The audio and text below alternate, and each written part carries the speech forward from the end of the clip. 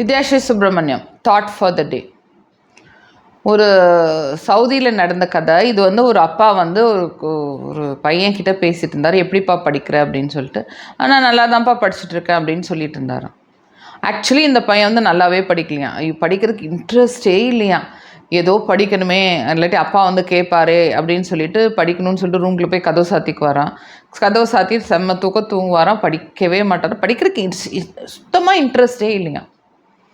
அப்புறம் அடுத்த நாள் அவங்க அப்பா கேட்டார், இப்போ எப்படிப்பா படிக்கிற அப்படின்னதுக்கு, ஓகேப்பா நல்லா தான் படிக்கிறேன்னு சொல்லிட்டு, பட் உள்ளே போய் இதே தான் நடந்துகிட்ருக்கு. இது கொஞ்சம் நாள் போச்சு.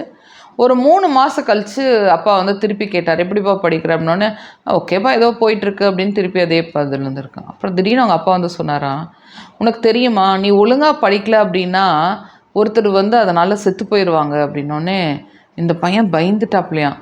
ஓ அப்படின்னா எங்கள் அப்பா என்னை மிரட்டுறாரு, என்னை த்ரெட்டன் பண்ணுறாரு, நான் ஒழுங்காக படிக்கலைன்னா சூசைட் பண்ணிக்குவாராட்டிருக்கு அப்படின்னு சொல்லிட்டு இந்த பையன் ஷாக்கிங்காக, அப்படின்னா நீங்கள் என்னை மிரட்டுறீங்களாப்பா, த்ரெட்டன் பண்ணுறீங்களாப்பா, நீங்கள் நான் படிக்கலை அப்படின்னா செத்து போயிடுவீங்க மிரட்டுறீங்களாப்பா அப்படின்னு சொன்னதுக்கு அவங்க அப்பா சொன்னாராம், அப்படி கிடையாது, நான் சொன்ன அர்த்தம் வேறு. என்ன அர்த்தம் அப்படின்னு பார்த்தீங்கன்னா, நான் நீ நல்லா படித்த அப்படின்னா நீ நல்லா படிச்சேன்னா நல்ல மார்க் வாங்குவ, நல்ல மார்க் வாங்கினீன்னா நீ நல்ல காலேஜுக்கு போவ, நீ நல்ல காலேஜுக்கு போன அப்படின்னா நீ ஒரு நல்ல வேலைக்கு போவ, நல்ல வேலைக்கு போனோம்னா உனக்கு நல்ல சம்பளம் கிடைக்கும், நீ நல்ல சம்பளம் வாங்குகிற இடத்துல உனக்கு ஹையர் ப்ரொமோஷன் வரும், உனக்கு கை நிறையா காசு கிடைக்கும், உனக்கு நிறைய காசு கிடைக்கும். இதே இது நீ படிக்கவே இல்லை, நீ கடின உழைப்பே போடவே இல்லை அப்படின்னா நீ சாதாரண இதுக்கு தான் போவ, நல்ல யூனிவர்சிட்டிக்கு போக மாட்ட, உனக்கு நல்ல வேலை கிடைக்காது. நல்ல வேலை கிடைக்காது அப்படின்னா இல்லை நீ ஒரு சாதாரண சம்பளத்துக்கு ரொம்ப மினிமமான சம்பளத்துக்கு போவ.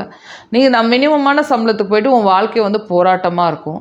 இந்த போராட்டத்தில் பார்த்தீங்கன்னா நிறைய பேர் உன்னையை சார்ந்து உன்னையை சம்மந்தப்பட்ட சில பேர் இருப்பாங்க. அவங்களுக்கு நல்ல வாழ்க்கை உன்னால் கிடைக்காது. அதனால் அவங்க வாழ்க்கை அவங்க உன்னால் செத்து போகிறதுக்கான வாய்ப்புகள் இருக்கும். ஆர் செத்து போகிறது மட்டும் இல்லாமல் அவங்க ரொம்ப வாழ்க்கையில் உன்னையை சார்ந்தவங்க ரொம்ப கஷ்டப்படுவாங்க. அப்போ நீ அவங்களோட வாழ்க்கைக்கு பொறுப்பேற்கிற நிலைமைக்கு வந்துடுவ. இதே இது நீ படிக்கும் போதே ரொம்ப கஷ்டப்பட்டு படித்த நல்ல முன்னேறி வந்த அப்படின்னா உன்னை சுற்றி இருக்கவங்க உன்னை சார்ந்து இருக்கவங்க அவங்களுக்கு ஒரு நல்ல லைஃப் இருக்கும், ரொம்ப கம்ஃபர்டபுளாக இருப்பாங்க. அந்த பொறுப்பு நீ ஏற்கிறியா இல்லையா? அந்த பொறுப்பு நீ ஏற்காத வரையிலும் உன்னோட வாழ்க்கை சக்ஸஸ்ஃபுல்லாக இருக்காது. அதனால தான் நான் சொன்னேன், நீ ஒழுங்காக படிக்கலைன்னா உன்னால் பல பேர் இறந்துருவாங்க அப்படின்னு நான் சொன்னேன் அப்படின்னு சொன்னார். இதை கேட்டுட்டு அந்த பையனுக்கு அப்போ தான் ஒரு அப்படியே தட்டி எழுப்புன மாதிரி உசுப்பேற்றின மாதிரி இருந்துச்சான். ஓ நான் ஒழுங்காக படிக்கலை அப்படின்னா என்னோட வாழ்க்கை தரத்தினால மற்றவங்களும் பாதிக்கப்படுவாங்கன்னு எனக்கு எப்போ புரிஞ்சுதோ அப்போ இருந்து நான் வாழ்க்கையில் முன்னேற ஆரம்பித்தேன் அப்படின்னு சொல்லிட்டு அவருக்கு தோணுச்சான். இதுதானே உண்மை இல்லையா? நம்ம எவ்வளோ தூரம் நல்லா பண்ணுறோமோ, நான் எவ்வளோ தூரம் சக்ஸஸ்ஃபுல்லாக இருக்குமோ, நம்மளை சுற்றி இருக்கிறவங்களையும் நம்ம ஒரு நல்ல நிலைமைக்கு கொண்டு போய் வச்சுக்குவோம். இதே நம்ம நல்லா பண்ணல அப்படின்னா நம்மளை சுற்றி இருக்கிறவங்களும் நம்மளால கஷ்டப்படுவாங்க. ஸோ இனிமேனாலும் இவ்வளோ நாள் நம்ம பண்ணலைனாலும் இனிமேனாலும் நம்ம அதிகமான முயற்சி அதிகமான ஹார்ட் ஒர்க் பண்ணோம் அப்படின்னா நம்ம வாழ்க்கை மட்டும் இல்லாமல் மற்றவங்க வாழ்க்கையும் சிறந்து இருக்கும். ஓகேயா?